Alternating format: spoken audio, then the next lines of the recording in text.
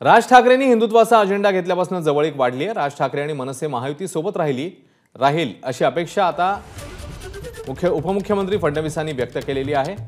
मनसेचा उद्या गुढीपाडवा मेळावा पार पडणार आहे। या पार्श्वभूमीवर फडणवीसांनी मनसे आणि भाजपच्या युतीचेच संकेत एक प्रकारे दिल्याचं बोललं जातं।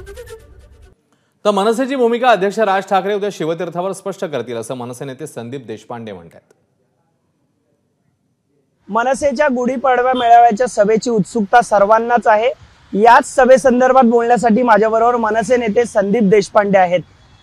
देशपांडे सर, उद्या म्हणजे काहीच तास शिल्लक राहिलेल्या सभेला कशा प्रकारे नियोजन आहे? नियोजन खूप चांगल्या पद्धतीने आम्ही केलेलं म्हणजे दरवर्षीच करतो। यावेळेला विशेष नियोजन करण्यात आलेलं आहे। शाखांमध्ये बैठका घेतलेल्या आहेत, यादी तयार करण्यात आलेली आहे, कोण कोण येणार आहे, काय याचे डिटेलमध्ये आम्ही कार्यक्रम तयार केलेला आहे। त्यांच्या वाहतुकीची व्यवस्था आणि या सगळ्या गोष्टी करतोय आम्ही। आपण पाहिलं तर राज्यात अनेक घडामोडी या लोकसभा निवडणुकीच्या पार्श्वभूमीवर घडतायत। मनसे देखील महायुतीत सहभागी होणार याबाबत घडामोडींना वेग आला होता, मात्र आता या सध्या चर्चा थांबल्यात। मनसे युतीत येईल असे संकेत महायुतीचे नेते देत आहेत। तुमची भूमिका काय आहे, नक्की काय अपडेट आहे? मुळात असं आहे का, मी तुम्हाला एक अतिशय खरी गोष्ट सांगतो आणि महत्त्वाची गोष्ट सांगतो की सन्माननीय राजसाहेब एका फक्त निवडणुकीचा विचार करून राजकारण करत नाही। ते जो काय निर्णय घेतील तो महाराष्ट्राच्या हिताचा असेल, हिंदुत्वाच्या हिताचा असेल, एवढं नक्की।